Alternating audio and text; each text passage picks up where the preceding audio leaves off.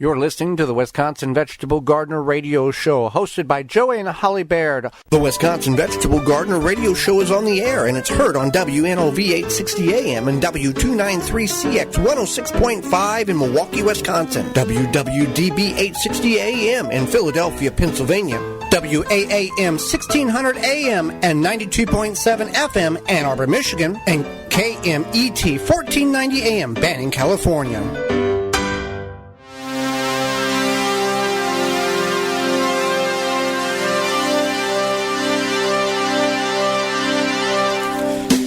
Coming up on the program today, we're going to talk about microbes in the soil and why they're so important, as well as odd garden remedies that actually really do work. Plus, author Ann Accetta Scott will be with us about preserving your harvest. Plus, your garden questions. The hour's jam-packed, so let's get it going right now. Welcome to the Wisconsin Vegetable Gardener Radio Show. So glad you've taken time out of your day to join us on the program, whether you're in Milwaukee, Philadelphia, Southeast Michigan, Banning, California, or anywhere via the simple radio app, the TuneIn app, through the WisconsinVegetableGardener.com under the radio tab for podcast replay or in-studio video replay. Thank you for tuning in. I am your host, Joy Baird. Beside me is my wife, co-host, best friend, and gardening partner, Holly Baird. You can find all of our content at said website, the WisconsinVegetableGardener.com, where there's over 1,400 garden videos, short and long format, of in the garden and in radio studio of each show that we've done. The executive sponsor of the Wisconsin Vegetable Gardener Radio Show is Power Planter. Planting conditions are always favorable with the Power Planter Earth Auger. No matter what the job is, Power Planter has the right size for you. Simply attach to a drill and let the Power Planter do the work for you. Create planting holes fast and efficiently with ease. No matter the soil type, it does the job effortlessly. Increase your root-to-soil contact. Leave the shovel and the spade in the shed. Hand-welded and made in the USA, and we offer a lifetime warranty on product defects. Find the size that fits your project at powerplanter.com. There is a number of ways in which you can contact us, and they all revolve around the IV Organics 3-in-1 communication hotlines. IV Organics 3-in-1 Plant Guard naturally protects plants against damaging sunburn, insects, and rodents, protects newly installed plants and trees, shield, prune, and damaged surfaces for use on your roses, fruit and nut trees, ornamental trees, and shrubs. This product is non-toxic, environmentally safe, and organic. For more information, visit ivorganics.com. You can send us an email directly through the IV Organics 3-in-1 Plant Guard email inbox. The address is twvgshow@gmail.com. You can also send us a text on the Instant Access IV Organic 3-in-1 Plant Guard Instant Access text hotline. Send your questions. Text us at 414-368-9311. Again, that number is 414-368-9311. There's a lot of things in our soil, and microbes is one of those items that we're going to discuss today to understand what microbes are, the benefit that they provide for our garden soil, and what we can do to increase or sustain the life of microbes in the garden. Well, Holly, first of all, what are microbes? So microbes are basically, they're super small things like bacteria, fungi, things that they decompose the soil, they break down the soil, and they live in the soil. So it is not a term for a species of insect or bug. It is a broad term of an umbrella of many different items that work together in harmony in the soil. Right. So it's not just one thing, it's many. So it's not like there's one species, like you said. So microbes are super tiny, essentially. We're talking microscopic. You can only see them. You can't really pull up a hand full of soil and go, oh, there's 27 microbes there. No. Okay. So there are more microbes in a teaspoon of soil than there are people on Earth. So that's a lot of microbes. Soil contains about 8 to 15 tons of bacteria, fungi, protozoa, nematodes, earthworms, and arthropods. So if the soil contains, soil microorganisms exist in large numbers in the soil as long as there is a carbon source for energy. So carbon means something like the browns, so it can break it down. So like the leaves, twigs, natural dead material. Natural dead material, yep, and that's what it wants to eat. And if you do not have that in your soil, let's say the desert, then microbes do not exist because there is no food source for them to survive. Right. So it also needs nitrogen as well, but the biggest thing is that carbon. That's going to help break it down.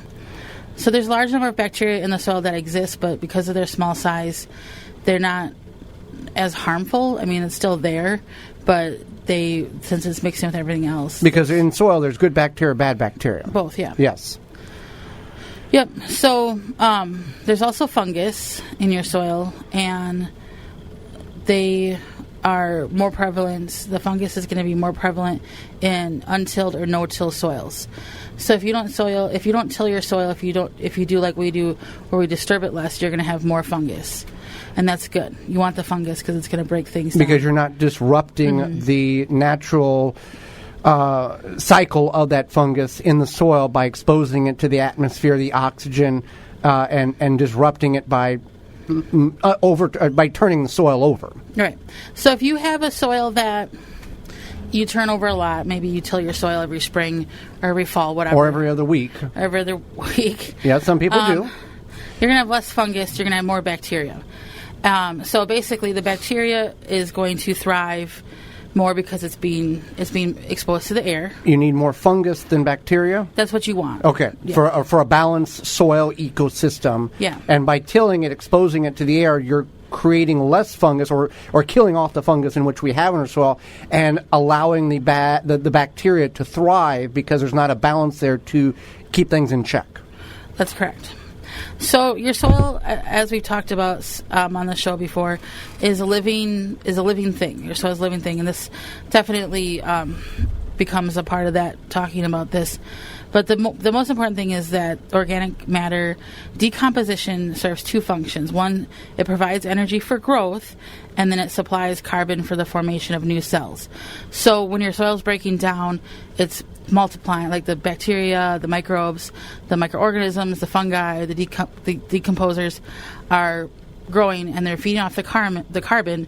They're providing energy for more growth for your plants. So it's all like working together. So when we take the kitchen scraps and the shredded paper or the leaves or the dry grass clippings and put it in the compost pile, this is the beginning stages of what we're trying to accomplish. The bacteria, the fungi working together in harmony, breaking this down and turning it into organic matter that they're feeding off of. Yeah. Okay. So what happens is that it breaks it down, and it can be very aggressive, like if you had a hot compost, or it can be more passive, like a cold compost. So then also there is about 35% of your soil is going to be active at one time. So 65% of it is not going to be active. So go a little deeper in that. Active in what means that the process of converting the organic matter into energy? Basically, yeah, breaking it down. Okay, so that only 35% of the time, only 35% of your soil is going to be in an active breakdown process or stage at any given period. Yeah, so that's not anything that you can necessarily help. It's just no, but it would make sense because you don't need the whole soil to be active in breaking down 100% of the time. Right, and the reason for that is that your soil has three different stages, levels, I guess. Components. There's the living, which is the microorganisms. There's the dead, which is like fresh residue that's dead, like it's been spent. Mm-hmm. And then there's the very dead, which is the fraction of your soil that's thousands of years old, and it's just never going to do anything else. It's done its cycle. It's just sitting there in the ground. And it's just there. Yeah. Okay. So that's kind of like when you think about that. That's what the 35 versus the 65% is. 35, like some a certain percentage, it's never going to. It's just there. It's just medium that the other soil sets around. Mm-hmm. Okay. Now we're getting in the science of this, and it's important to understand microbes, understanding how your soil works, because yes, we can just buy compost, put in our garden, plant your plants okay, everything's great, something's not right, bring more compost in. But if we understand the basic elements and levels of what's really going on from a scientific level in our gardens, we can better achieve a healthier garden and just be more knowledgeable about what really goes on under the soil that we may have not been familiar with or unaware of, that all of these things are working in harmony in order for a plant to grow. Right.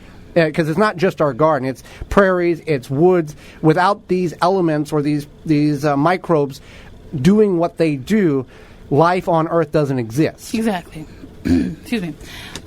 So it's also good to know that frequently tilled or unhealthy soils release a lower percentage of nitrogen due to their lack of microbial activity. So, which would make sense on a large agricultural, big ag farm. Tillage of fields is a regular occurrence to loosen the soil. If the farmer's not doing a no-till method for that particular year, to turn over the soil, to plant the seed, to spray the chemicals on the soil to kill the seeds of the weeds, and keep the plants that are there growing away from the weeds. A Roundup Ready type of crop where you can spray that glyphosate on the field and it not kill the plant in which you're trying to grow, but kills everything else that is in its path. So by that continuous tillage of the soil, you're releasing everything into the atmosphere, and it's not giving time for the traditional soil life to regenerate itself. Right.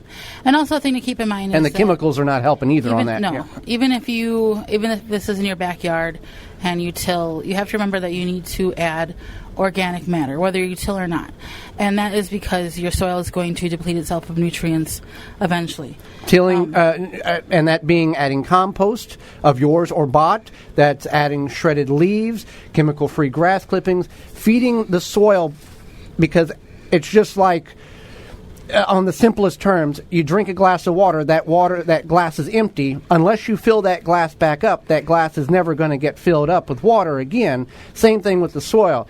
If you deplete the nutrients in the soil, there's nothing that can be in our backyards that we can regenerate the nutrients in the soil without adding organic matter. In the woods, in prairie, grasses die, feeds the soil, leaves fall, feeds the soil. So that's why a lot of gardeners are like, my garden was good for 3 years, and now it's not as good. And that's because you're not feeding your soil. You're not building your soil.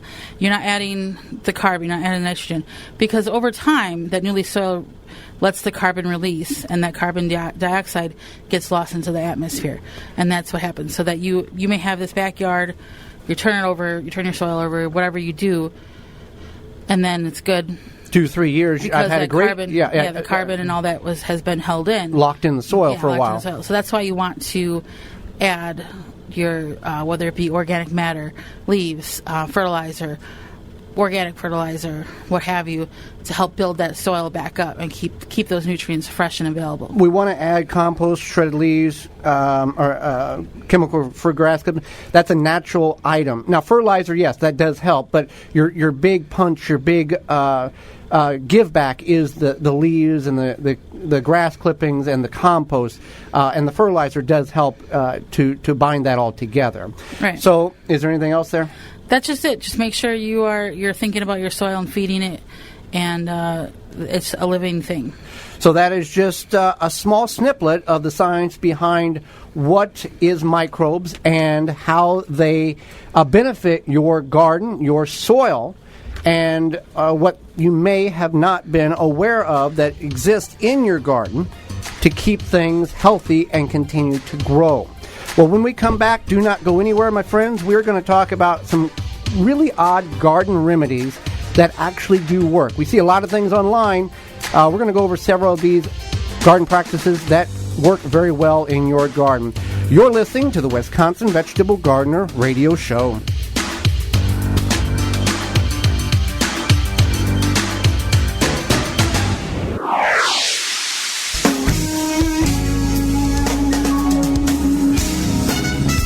For more gardening information, visit thewisconsinvegetablegardener.com. But wait till after the show. We still have more garden information to talk about.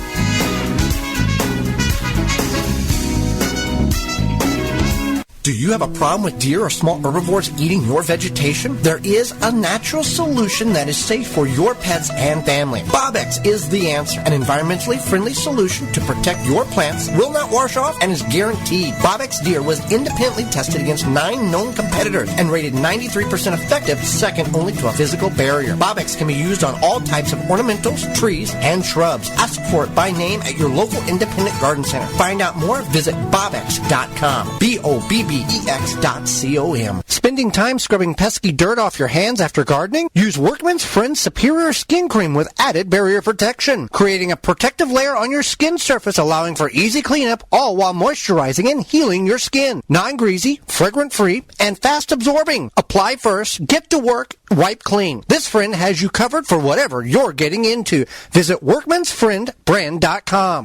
Beans and Barley Market and Cafe, a neighborhood specialty grocery store for the east side and greater Milwaukee area, where you can find all you need, from fresh produce to bakery to organic frozen dinners, from wine to fresh squeezed carrot juice, a health food store with hundreds of products, vitamins, supplements, bath and body items, magazines, cards, books, and a knowledgeable staff. Catering available, open daily at 8 a.m. The restaurant serves breakfast, lunch, and dinner 7 days a week with a menu of good, healthy, homemade food, including vegetarian and non-vegetarian specialties. 1901 East North Avenue, Milwaukee, 414-278-7878, and online at beansandbarley.com. Do you want fresh produce delivered right to your neighborhood? Check out Tree Ripe Citrus Company. Find out where to pick up quality produce at tree-ripe.com. They have beautiful, tasty peaches and juicy, sweet blueberries. If you're tired of the non-taste peaches and the bad blueberries from your local grocer, Tree Ripe has what you need. They come right to a stop in your neighborhood, fresh off the truck, right from the source. To find locations and schedules, visit tree-ripe.com. They're in Iowa, Michigan, Minnesota, Illinois, and right here in Wisconsin. Tree-ripe.com is your go-to place for the freshest produce around. Water your plants. This goes without saying. This garden tip is sponsored by BioSafe. Organic solutions that are effective. They offer an array of eco-friendly products, from plant food to fertilizer to one-of-a-kind herbicides, organic weed killer. Grow stronger, healthier with BioSafe. Visit biosafe.net to learn more and save 10% on your next order by using coupon code TWVG at checkout. Keep plants watered regularly. This goes without saying, but a hydrated plant is less stressed during cold and hot weather and can withstand attacks from bugs and diseases much better than a dehydrated plant. The Handy Safety Knife is a patented high-quality knife that's worn like a ring, so it's always conveniently at hand and very easy and efficient to work with. That's why you'll find the Handy Safety Knife at work in a wide range of industries and applications. Learn more at handysafetyknife.com. Use coupon code WVG to get 10% off and free shipping, one-time use only at handysafetyknife.com. The fascinating earthworm. It's time for this week's Garden Fun Fact. There are approximately 2,700 different kinds of earthworms. In 1 acre of land, there can be as many as 1 million of them. If an earthworm's skin dries out, it will die. Worms live where there is food, moisture, oxygen, and favorable conditions. If they don't have it, they go elsewhere to find it. When it comes to bulk landscaping materials, Blue Mills Garden and Landscape Center is where everyone goes. Whatever the project, we have the materials you need with over 40 varieties to choose from.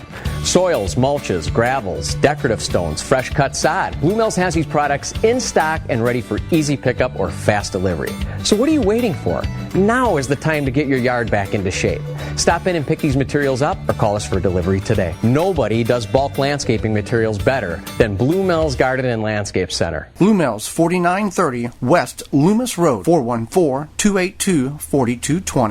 The Wisconsin Vegetable Gardener Radio Show is brought to you by the following: Clyde's Vegetable Planting Chart, Dharmaceutical, Dr. Earth, Flame Engineering, Handy Safety Knife, Hydrobox, Wisconsin Greenhouse Company, M.I. Gardner, Outpost Natural Food Co-op, Rootmaker, Soil Diva, Blue Mills Landscape and Garden Center. Find all sponsors at the WisconsinVegetableGardener.com and thank them for their support.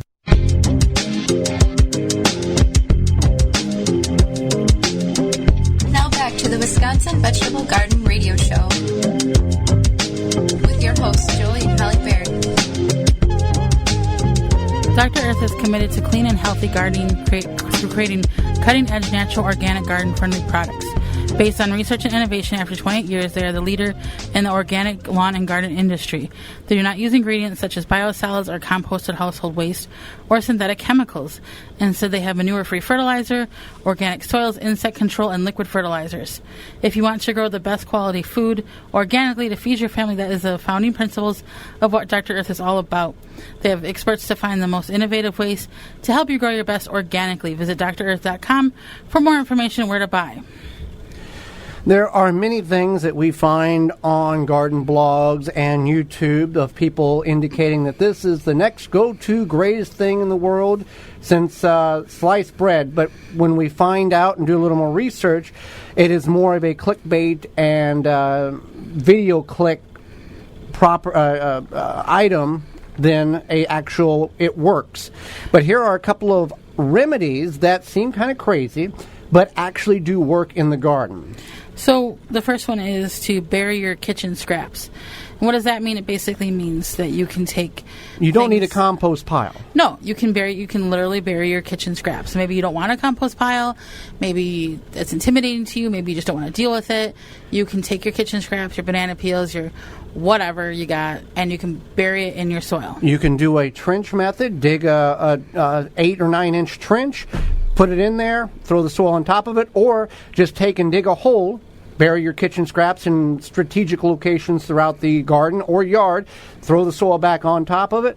You're saved from going to the landfill. You don't have to worry about a compost pile, and it's feeding the microbial life in the soil. As we talked about in the first segment, it's giving the worms and the crawly bugs something to feed on in your garden or your yard.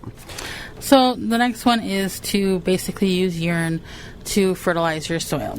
And this may seem weird or controversial or unsafe or whatever, but basically the composition of urine varies from person to person, but it generally has an NPK of 11, 1, and 2, which means that it's high in nitrogen. Male urine has a higher concentrate of nitrogen than female urine.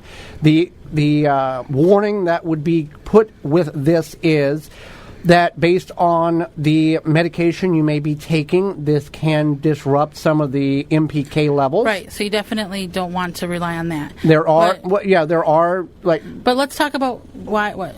There are people who are in that feel that they have very pure bodies, that they have practiced the raw vegan method of life, that they utilize their urine and their other byproducts in order to fertilize in a breakdown process. I mean, the reason this works is because it's typically higher nitrogen, and that's going to make your plants green. Nitrogen is what makes our plants green. But we just can't pour it directly on our plants. No, so there's a high salt content commonly in urine, no matter what you're eating. It's just part of flushing your body out. Salt, yeah. Yep. So you could burn your plants if you do just urinate directly on them. So it was better. If you don't want to dilute it, you would just want to maybe go a little bit further away from your plants and kind of feed the soil altogether. And let it break down and dilute itself naturally. And then if you have tender plants and seedlings, you want to dilute it further, but you want to basically dilute it 10 times in water. So if you have, let's say, a tablespoon of urine, then you want to add it to 9 tablespoons. So you break it down that 10-to-1 ratio. Seems crazy, but there are people who do it and rely on it very heavily because they feel that it's making a tremendous difference, and it's kind of like a closed loop environment type of thing. You know, that's one that may seem a little odd. How about adding eggshells to our garden to increase the calcium levels in our soil? Sure. So if you want to add eggshells to your garden, that's perfectly okay. You want to make sure they're dried. So if you have some eggshells, you can let them dry out, or you can put them in the microwave for a few seconds. It's going to dry them out.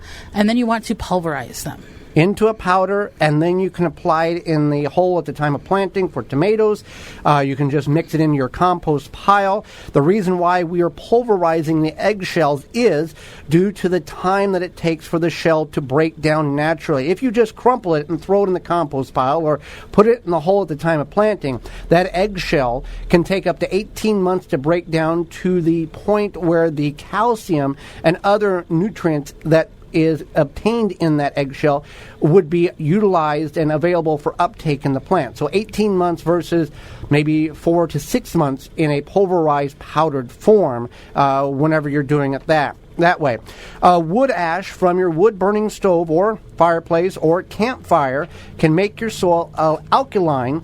And asterisk here, note, do not use treated lumber in any of these applications in order to apply that to your garden, because there are chemicals that will mess around and mess up your basic soil structure. But just standard plain wood can alkaline, change the pH level in your soil. So soil runs from alkaline to or acidic to alkaline, 0 to 14. Mm-hmm. We want it to be more 7, but there are some plants that, if you are on the very low level, you can add the wood ash to bring that pH up a little bit.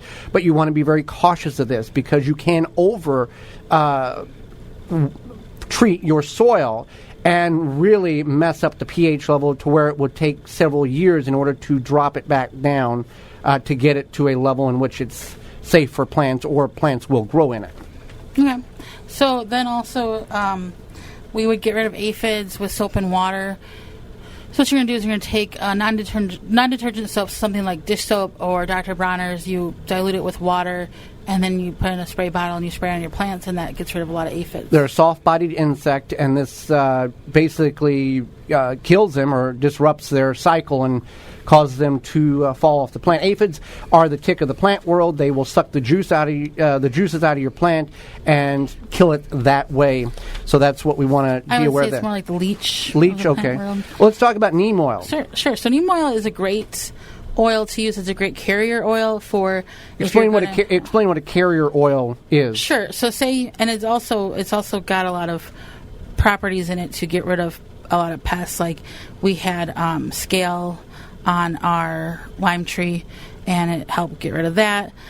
So what neem oil, a carrier oil, means is that if you need to use some sort of oil to make a spray, to spray on your plants, neem oil is what you want to do. First of all, it's going to help bind those ingredients together, and second of all, it's good for your plants. So it holds the ingredients you're mixing together, and then it also sticks to the item in which we're applying it to allow those ingredients to be activated on the issue in which we're trying to solve. Right. Okay. You don't have to use it, but if it says something like use neem oil or neem oil could help, I would recommend it because it does work very efficiently. Cold pressed neem oil. You want to use cold press. So instead of going like to the garden center, you might want to go to, like we would go to Outpost here.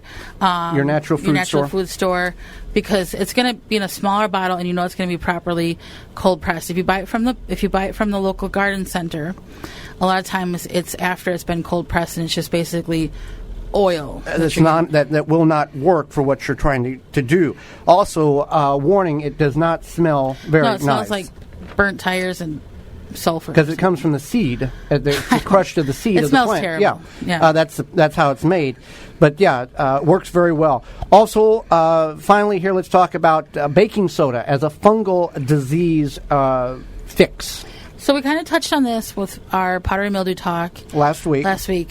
So what happens is that powdery mildew is a fungus. Funguses occur a lot.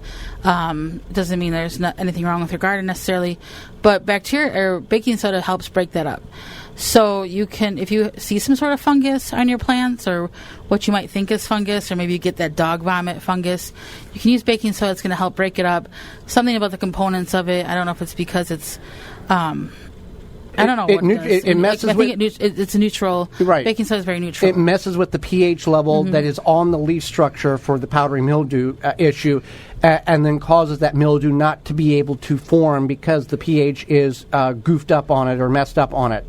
So that's a great way, instead of using a harsh chemical, see if baking soda can be used in your garden for a problem in which you are facing. Well, another problem we're facing, Holly, is summertime. It's hot outside, and we've got a lot of visitors in our garden. It's those Japanese beetles that are destroying and eating all of our vegetation. If you're looking to successfully control beetles without damaging the environment, look no further than Beetle Gone from Phylum Bioproducts. Derived from naturally occurring soil bacteria, Beetle Gone is the only organic solution that successfully controls beetle invaders. Just mix the powder with water and spray on your plants. Once ingested, the targeted pests will stop feeding and die. And since it's an organic BT product, you know it's a great choice to use on your fruit and veggies in addition to your ornamental flowers and trees. Not only is Beetle, not only does it work, Holly, but what I like about this product is it's safe for all the beneficial insects around, the ladybugs, the butterflies, the bees, and has no issue with water toxicity. Beetle Gone from Phylum Bioproducts. Find out more at phyllumbioproducts.com. That's PHYLLOM bioproducts.com. And for a limited time, get $10 off your purchase by using coupon code 10OFF, TENOFF. Coming up next, Ann Accetta Scott, blogger, author, speaker, and homesteader.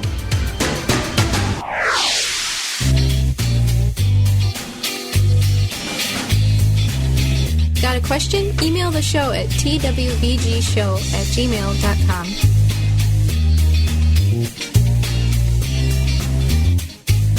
Power Planter is a family-owned earth auger manufacturer. The Power Planter earth auger will transform your garden experience. It helps homeowners and professionals complete almost any planting or digging project faster and more efficiently than using a shovel or a spade. Power Planter earth auger creates loose dirt when drilling holes, giving your plants better root-to-soil contact to help reduce plant loss for healthier, more beautiful trees, shrubs, flowers, vegetables, and grass. All of our augers are hand-welded and made in the USA, lifetime warranty. Find the size that fits your project at powerplanter.com. Do you seek safe, effective nutrition solutions to boost your health and quality of life? Standard Process is your trusted whole food supplement manufacturer with 90 years of expertise. Our third-generation family-owned company proudly grows nutrient-rich ingredients at our certified organic farm in Palmyra, Wisconsin, enabling us to produce high-quality whole food solutions that change lives. For help identifying the best supplements for you, find a local healthcare professional today at standardprocess.com/patience. Take the pain out of planting with the Pro Plugger 5-in-1 planting tool. Step, twist, pull, and you're ready to plant. Digs perfect size planting holes. Soil gets stored in the tube and empties from the top. Helpful for weeding. ProPlugger.com. Flame Engineering, home of the Weed Dragon, the perfect propane torch kit for home and garden use. For killing weeds, no need to pull or spray. 100 other uses. Find out more at flameengineering.com. Use coupon code WVG19 to get free shipping. Shield and Seal vacuum sealers and the highest quality vacuum sealing products. Unique black and clear and all black bags, protecting your produce and product better than traditional bags. Find out more at shieldandseal.com. The number one key to healthy, productive plants are the roots. Starting from seed to full-grown plants, rootmaker.com has the answer. From seed starting trays with an innovative design that air prunes the roots, creating a fabulous root system, never again will you have root-bound plants, to multiple gallon grow bag sizes to raised beds. Rootmaker.com has your grow needs covered. Visit rootmaker.com. The Norwalk juicer is the best cold-pressed juicer on the market. Studies have shown the Norwalk juicer produces 50 to 100% more juice than other juicers. And juice from the Norwalk is higher in minerals and nutritionally superior. Not only do you get more juice from your produce, but also better quality juice. Check it out at norwalkjuicers.com. Use coupon code GARDENTALK to get free continental U.S. shipping on the Model 290 juice. Topping the vegetables and fruits in your garden to get them to produce more. This Michigan Garden Moment is brought to you by migardener.com. With over 450 varieties of heirloom and organic flowers, vegetables, and herb seeds, all for 99 cents a pack. Find out more at migardener.com. Topping or cutting the growth tip off of your vegetables or fruits is a practice in which some gardeners exercise in order to stress the plant in order to produce the fruit that's currently on the vine or the plant.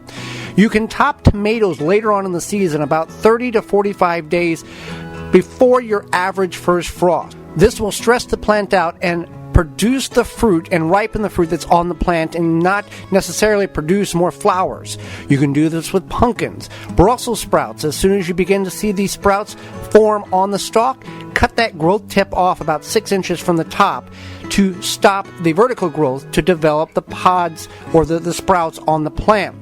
Pumpkins, if you have very long plants, you can go back and cut the plant back to the largest fruit on the vine, so you can focus the energy of the plant on 1 or 2 or 3 pumpkins instead of continually growing vines throughout the yard. Pole beans, you can also do this. Pole beans would be a little more cautious, as they seem to do very well without even topping or cutting the growth tip off. Not all vegetables or fruits can be topped cut to produce the stress in order to ripen the fruit on the vine or the plant. Onions, for example, should not be cut, as those leaves indicate the rings that the bulb will form. So see what you can do in order to ensure ripe fruit in your garden by topping the plants. This Michigan Garden Moment is brought to you by migardener.com. With over 450 varieties of heirloom and organic flowers, vegetables, and herb seeds, all for 99 cents a pack. Find out more at migardener.com. The Wisconsin Vegetable Gardener Radio Show is brought to you by the following: Eco Garden Systems, Row Maker, Shield and Seal, World's Coolest Rain Gauge, Big Fats Hot Sauce, Chapin International, Drip Garden, Norwalk Juicers, Nunu Healing Ointment, Phylum Bioproducts, Soil Savvy, Tree Ripe. Find all sponsors at the WisconsinVegetableGardener.com and thank them for their support. Mark it on your calendars, my friends. The Blue Mail's second annual Summer Market, Crafts, Food, Produce, and Music, located at Blue Mail's Landscape and Garden Center. There's 4 dates in which you can attend, free to attend. They'll have over 40 vendors there. August 24th through September the 14th, each Saturday from 10 a.m. to 3 p.m. You can see all the vendors, the produce, crafts, and take part in the activities they have there at Blue Mail's Landscape and Garden Center. Blue Mail's Landscape and Garden Center is located where? 4930 West Loomis Road, just south of Layton and Greenfield. You can call 414-282-4220, or you can go to bluemills.com. Now back to the Wisconsin Vegetable Garden Radio Show with your hosts, Joey and Holly Baird. Holly, let's go to the IV Organics 3-in-1 Plant Garden Hotline, go up to the Pacific Northwest to bring in our next guest. Ann Accetta Scott is an author, blogger, speaker, entrepreneur, and homesteader. A once suburban housewife turned sustainable homesteader, she is passionate about the movement of cooking from scratch, clean eating, food ownership, preserving the harvest, natural living, and the art of living simply. Welcome to the program. Did you unmute? Oh. Welcome to the program, Ann. Hi there. Hello, how are you doing today? We're doing good. Thank you so much for taking time to join us on the program and enlighten us and our listeners on some of your homesteading activities. Oh, great. Yay. Thanks. Well, let's start out with this. Like many of our guests, they didn't grow up in the location in which they currently are at. You did not grow up on a homestead. How did you get into homesteading, and why did you choose this path? In truth, it was my husband's dream to actually move out of the suburbs. We were right in the middle of Microsoft, Expedia, Google County. And he decided that he was just done living in that environment. And his family actually comes from a long line of gardeners, home preservers, hunters, and whatnot. So he decided that he was going to move us just right on the outskirts of it all, right in the where farm country starts on 2 acres. And we moved out here about 5.5 years ago. Yeah. Okay, great. So are you on speakerphone? You sound a little bit far away. I am. Let me get off. Okay, thank you. Hold on. Is that better? Yeah. Many people hear the word ferment and think beer or yeast possibly, but in the world of homesteading or even gardening, fermenting is another way to preserve food. Can you expand on that a bit, and what are some ways an urban gardener could use fermenting to help preserve some of their harvest? Well, the first thing we think about when it comes to fermenting for most gardeners is sauerkraut, right? So sauerkraut is actually a fermentation process. So it's captured by a wild yeast that actually roams around in your home, and then it lands on the food, and from there the good bacteria and the beneficial bacteria formed. The sauerkraut that most of us are buying in the market, the supermarket, is actually been processed. If you're going down the canning aisle, for example, it's been processed. So all that good bacteria is no longer available in that. So if you are making your own sauerkraut at home, which can last quite a, depending on the temperatures of your home and where you're storing it, it can last a good couple of months. And that is the process of fermentation. Other items are things like mead. You can make mead from your garden items. You can make mead from foraging for dandelions, elderberries, for example, blossoms and things like that. That's fermentation as well, too. Pepperoni is fermented, if you think about it in a sense. So, I mean, in regards to your garden, you can pickle just about anything in a fermentation process. Sourdough bread is another one. Kimchi, all your kimchi products are fermented from your garden. So when you think about it like that, the process is actually extremely easy. It's your salt to water ratio with your food items. And then from there, it actually becomes fermented by sitting on the counter because the bacteria grows in it, the good bacteria and beneficial bacteria. And then to slow down the fermentation process, you actually end up putting it in a refrigerator or a cooler unit, like a root cellar, for example, or a cold room storage. If you, like, we live in the mountains, so we're 10 degrees cooler than town is itself. So we're able to keep a lot of our ferments just on the counter for quite a bit. Kombucha is the rage of the country right now. You could do fruit and vegetable for heartier kombucha for a second ferment on that as well, too. It's one of my passions. Well, get everybody fermenting. Well, what do you find that people, what is the biggest mistake people make when it comes to fermenting or trying to ferment? I think the biggest mistake is that, fermenting is a lost art. That initially was the way that most people, between curing your food and fermenting, that was how our ancestors actually preserved food. Canning is new, or relatively new, to the world of preserving. And so when we go back and think about it, it's people are not aware of how simple it really is. So they overthink the process. Okay? They overthink it, and then they mistaken things like what we call scum, which is just basically yeast that floats on top of your jars, or yeast that settles to the bottom of your jars as mold. So they become discouraged and they'll toss it. It's just the education process of knowing what to look for, knowing what your ratios are. But in truth, you can ferment with any herbs and spices that you wish. It's just knowing what a true ferment would taste like. And because we are now just getting really reintroduced back into the world of fermenting, people are just learning that aspect of it. And I think with others, it's the fear. You know what I mean? So the mistake is that they don't know what they're doing, so they choose to just be safe on their fermenting process, and they choose to not do it, and then they feel discouraged because they don't know how the outcome should officially taste.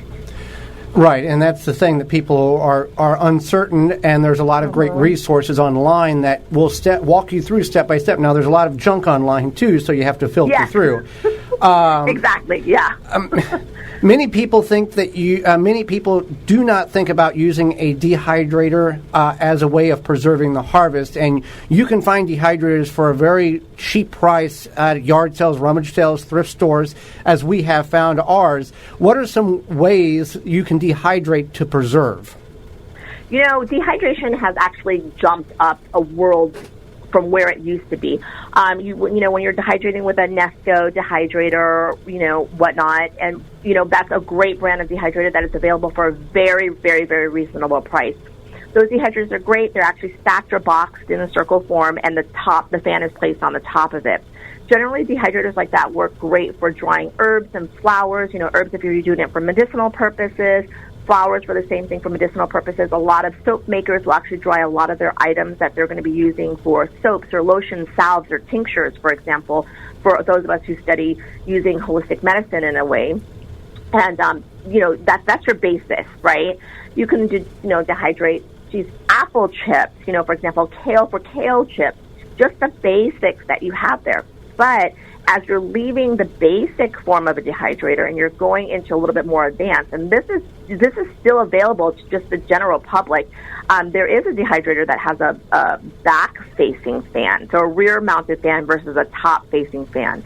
And that dehydrator generally comes with temperature settings in regards to a lot of a lower setting, and it goes a little bit to a higher setting.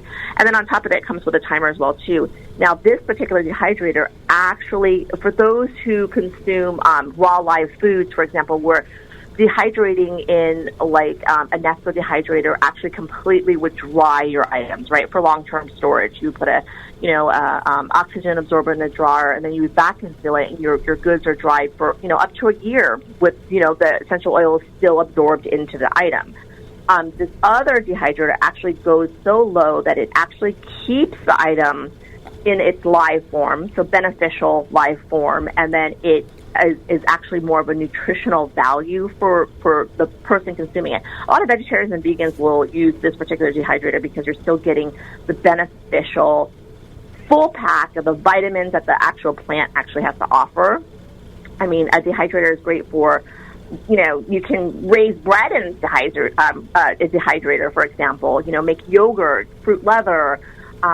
What else is there? Some will even use it to dry their eggs for long-term storage. Just like fermenting, dehydrating is just reaching like extremely crazy new levels in being able to utilize it for food preservation. And the one thing I want to say real quick about dehydrating is that it is important that after you have, because for us, we dehydrate so much in regards to providing for culinary purposes, providing for soap making, providing for medicinal purposes, that it's important to store those dry goods, to a point where there is no oxygen in it. So the oxygen absorber is important, and actually vacuum sealing your jars, it's, if you're not going to use it within the next couple of weeks to the next month or two, if I'm not going to use it until spring, I know that I got to get that oxygen out of my jars to keep my food still dried. And most people don't realize that. With a dehydrator, which is it better to have a fan in it, or just a gravity like coil at the bottom, or is it really depending on the purpose of what you're trying to dehydrate? The fan is important because the heat is entering the dehydrator, right? The fan is then moving that heat around, moving the moisture out of the air. So that's what the fan is for. Now, those who have a top fan on top of your dehydrator, most fans are found on the lid of a dehydrator, right? The stackable ones. And what happens is that tends to not dry your foods evenly if you have more than 2 or 3 stackable trays in there. So what tends to happen is people will have to rotate their trays in order to get all their food within that dehydrator dry properly. If you have a back-mounting fan, for example, that fan blows all your trays simultaneously, so you don't have to rotate trays around in order to get your foods to dry out. Does that make sense? Yeah, we find that when you stack that 10 or 12 trays up, you got to continue to rotate those trays. Yes, exactly. So the nice thing about the nice thing about the rear-facing, the back-mounted fan is that you're using less electricity. You're putting less energy into supervising your dehydrator. And then on top of that, you're getting a little bit more multiple use for that type of dehydrator. So I started off with 3 Nesco dehydrators. That's what I had. All 3 would go at the same time, and then, gradually over the years, I realized that, it's better to pay your bang for your buck if you're really truly interested in preserving your garden harvest long-term purposes. And, and I bit the bullet. I bought the dehydrator, and then since then it's led to a world of owning a freeze dryer. You know what I mean? So it depends on where you want to go and how much food you actually have to preserve for the season. Definitely. Now, tell us about your book, The Farm Girl's Guide to Preserving the Harvest. What can people expect from it, and anything notable in it? Well, The Farm Girl's Guide to Preserving the Harvest was written because, just like you guys said, there's so much information out there on the world of the interwebs, right? Some of it good, some of it bad, but because I did not enter this lifestyle that we currently live as sustainable homesteaders, I had to educate myself from basically the bottom up. I didn't know how to grow food. I didn't know how to raise my own livestock. I didn't know how to preserve my harvest. So I started the bottom up, and I ran into a lot of issues. And as I started becoming more seasoned into the life that I lived and a little bit more, equipped and prepared, and I started to realize that, with the website and the blog and our social media accounts, that people truly didn't know where to start. They don't know where to go after they start. They don't know the logistics of what they're doing and how they're doing it and how to store it long term. So when I wrote the book, I knew that, it was important to write all methods of home food preservation in it, everything. We're going from canning foods to drying foods to fermenting to how to store it properly in the freezer, and then from there, if you are at a point of, mastering that, then how can I store it long term into freeze drying my food items? We're talking long term, 10, 12, 20 years of storage. So each chapter is broken down based on your skill level. So if you are already, a great canner and you're ready to move on to fermenting, each chapter gently flows you into that process with steps on what you need to know, why it's done this way. When you're fermenting foods, are you using a 5% salt brine or a 25% salt brine? And the difference between the two is, and I go in and I explain why. If you're going to just do it for everyday consumption, a 5% salt brine is great. However, if you're not going to be using this for a good couple months down the road, a 25% salt brine is going to be saltier, but you wash out the salt, but your food is going to be preserved a lot better and a lot longer. So, each chapter is I wrote the book, and I think the biggest compliment I got for those who follow me and know me, the biggest compliment was, I love being able to read it, and I knew that I was in your kitchen with you, working with you. And because it's overwhelming, right? You can pick up all these great books, and then it's still overwhelming because you're still confused by it, or you can go online and, but this book was step by step, let me hold your hand, a comprehensive guide on where you're at, what you're doing, along with my family favorite recipes, and and how to utilize the foods that you have. So that was why the book was written the way that it was. It's just a great guide to have. Well, where can we find your book, and where can we find more about you and follow your journey?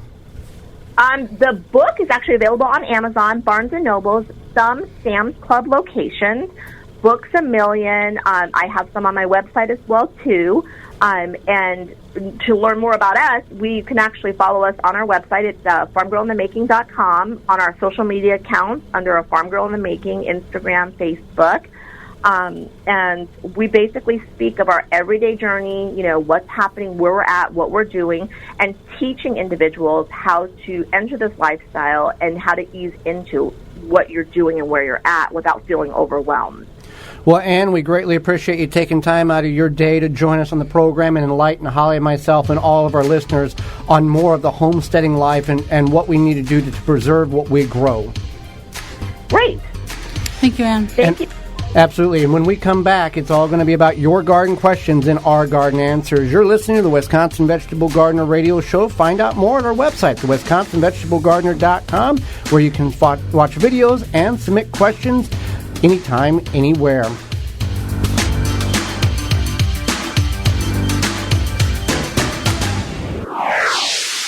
Send your questions in now to the IV Organics 3-in-1 Plant Garden Instant Access text hotline at 414-368-9311. That number again, text 414-368-9311 and send your garden question in. Root Assassin, a garden tool that does all the root functions with its advanced shovel that has serrated edges on both sides. Find out more information at rootassassinshovel.com. Never question your garden soil again. Know what's in your soil with confidence. Professional grade soil test for the home gardener. My Soil Savvy has the easiest soil test on the market. Ship it to them, get your report, emailed with nutrients recommendation, and grow happy, healthy plants. MySoilSavvy.com. Use coupon code TWVG19 and save 10% at checkout. Garden seeds do not have to cost a fortune, just 99 cents at migardener.com. Now with over 450 varieties of non-GMO, heirloom, and organic flower, vegetable, and herb seeds available year-round. Pay less and get more seeds. Shipping as low as $2.50. That just makes sense. Go to migardener.com for seeds and garden needs, tools, and special blend fertilizers. migardener.com. It's that simple. Family owned and operated. Here at Outpost Natural Foods, it's not just that we're community-owned that sets us apart. It's the fabulous foods we sell. We celebrate Earth Day every day by offering our customers the finest natural and organic food selections in Greater Milwaukee. Outpost local farmers and vendors provide our stores with a delicious selection of fresh, seasonal produce that you won't want to miss. Outpost stores are located in Milwaukee, Wauwatosa, Bayview, and Mequon. We're a real Milwaukee original where anyone can shop and anyone can join. For the whole scoop about Outpost, we invite you to visit www.outpost.coop. Pharmaceuticals essential oils are high-grade, very pure, and high in quality. They have synergized blends made with the finest raw materials.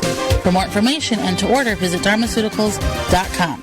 The new way to support your tomatoes, wrap it and snap it. Tomatosnaps.com. Take the pain out of planting with the Pro Plugger 5-in-1 planting tool. Step, twist, pull, and you're ready to plant. Digs perfect size planting holes.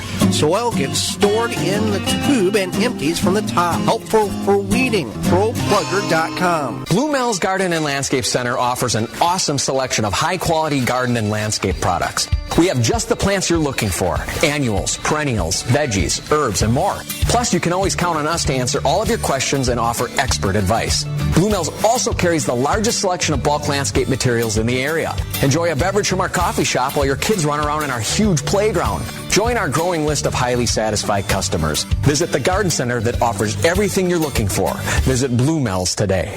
Blue Mel's 4930 West Loomis Road, 414-282-4220. The Wisconsin Vegetable Gardener Radio Show is brought to you by the following: Eco Garden Systems, Row Maker, Shield and Seal, World's Coolest Rain Gauge, Big Fats Hot Sauce, Chapin International, Drip Garden, Norwalk Juicers, Nunu Healing Ointment, Phylum Bioproducts, Soil Savvy, Tree Ripe. Find all sponsors at the WisconsinVegetableGardener.com and thank them for their support.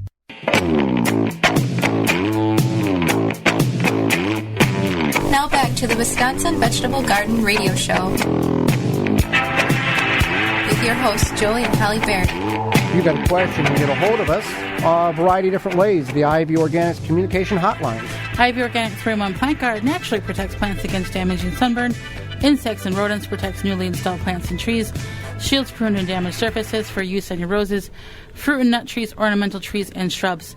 This product is non-toxic, environmentally safe, and organic.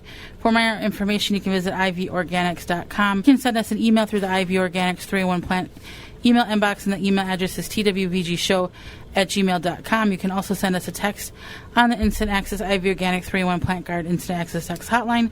Send your questions, text us at 414-368-9311. That's 414-368-9311. How can I fix the root rot on my tomatoes, the blossom end root rot? Well, blossom end root rot is the blackening portion of the bottom of the fruit during the ripening process, and you think you got a red tomato or yellow tomato, whatever color it is. You pick it, and the bottom of the tomato is completely black and rotten. This is caused from lack of available calcium being uptook from the root system into the plant. Not because you don't have the available calcium in your soil.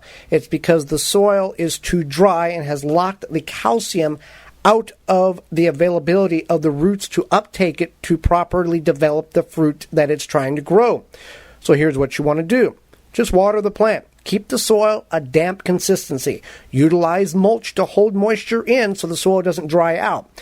People often say add 2 tablespoons of Epsom salt to 1 gallon of water and the problem fixes itself. It fixes itself because you're watering the plant. Magnesium sulfate has nothing to do and is not the same as calcium. Now, magnesium sulfate, however, does make the plant greener and does develop and create larger blooms. Scientists still haven't figured out why. It's just an amazing thing that it does. But keep the plant watered, and it will not fix the developing fruit that is blackened on the bottom on the plant right now. But it will prevent or reduce the amount of blossom end rot that you will have on the next set of fruit the plant begins to produce. When is the proper time or the correct time to plant fall bulbs? Well, let's keep this in mind. A lot of the garden centers will begin to get bulbs in stock, and many of them, if not all of them, will only get the bulbs that are good to plant in the fall in your area. So not all bulbs should be planted in the fall. Keep this in mind. Dandelions and gladiolas should be planted in the spring, while daffodils and tulips, to name a couple of them, do very well when you plant them in late summer, early autumn, early fall. And the rule of thumb is simply this. If you are planting it, if you're planting a bulb that blooms in the spring, plant it in the fall. That's a good way to figure it out. Again, sometimes you can get away with planting your fall bulbs in the spring. There's a lot of techniques in that. Other times it doesn't work so well. So follow that rule. Next question. I have early blight on my tomatoes. Is there anything I can do about it now since we're later on in the season and half my plant is yellowing? No, there's not. You can cut off up to 25% of the foliage on your plant by removing the infected leaves. You want to mulch at the time of planting. Use whole grain cornmeal, which has a beneficial bacteria called trichoderma to help fight that early blight, and mulch, and that will prevent the plant from getting early blight early on. Before we get into what's coming up next week on the program, Holly, remind them about the executive sponsor. The executive sponsor of the Wisconsin Vegetable Gardener Radio Show is Power Planter. Planting conditions are always favorable with the Power Planter Earth Auger. No matter what the job is, Power Planter has the right size for you. Simply attach to a drill and let the Power Planter do the work for you. Create planting holes fast and efficiently with ease. No matter the soil type, it does the job effortlessly. Increase your root to soil contact. Leave the shovel and spade in the shed. Hand welded and made in the USA, we offer a lifetime warranty on product defects. Find the size that fits your project at powerplanter.com. Tune in next week to the program. Do not miss it. We're going to be talking about some interesting facts about the plant of hemp. The hemp plant, as well as the right way to store that produce that you're getting from your garden and the farmer's market. Also, author Maria Violone will be with us from Wild Inspired Cuisines, plus your garden questions. Miss any portion of this program or want to revisit it in its entirety, you can do that in a couple of different ways. One, by going to your favorite podcast-providing website and searching the Wisconsin Vegetable Gardener Radio Show. You can also go to the WisconsinVegetableGardener.com, clicking on the radio tab at the top of the page for full length, or the highlight tab on the right-hand side for segments of all past shows. Until next week, for Holly Baird, I'm Joey Baird, and we will see you in the garden. You have been listening to the Wisconsin Vegetable Gardener Radio Show. Tell a friend and join Joey and Holly again next week so we can all grow together. The Wisconsin Vegetable Gardener Radio Show is a production of the WisconsinVegetableGardener.com in association with WI Garden Media Broadcasting, live from the WNOV 860 AM and the W293CX 106.5 FM, Courier Communication Studios in Milwaukee, Wisconsin.